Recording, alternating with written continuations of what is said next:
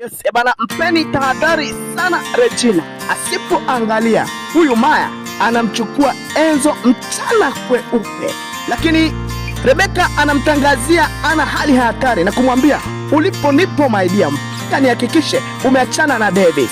Huku Adamu amerudi tena kwa Mrs. Billy akitekeleza maagizo aliyopewa na Thomas pamoja na Frankie. Sasa pale tulipoishia katika episode iliyopita ndipo tunapoanzia leo. Twende nyumbani kwa Mama Diba. Huyo hapa amekaa pamoja na kijana yake Chichi.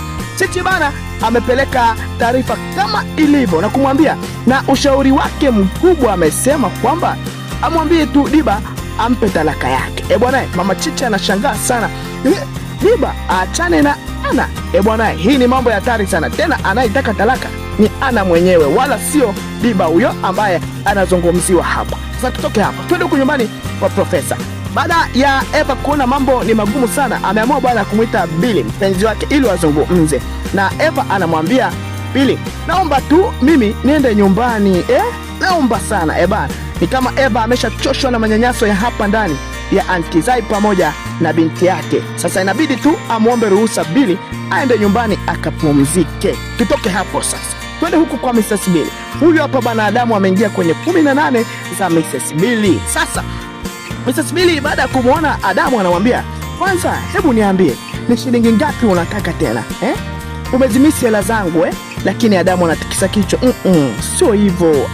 Mambo gani haya? Lakini ndicho anachowaza Mrs. Billy kwamba Adamu huenda ikawa amezimisi hela zake baada ya makubaliano yao kumalizika. Sasa twende huku nyumbani kwa Profesa. Kichaa huyu hapa Rebeka, huyu hapa amembananisha Ana kwenye corridor bana. Anamwambia ulipo nipo my dear, yani mpaka nihakikishe umeachana na Davis. Bwana, Ana mwenyewe aamini anachokisikia.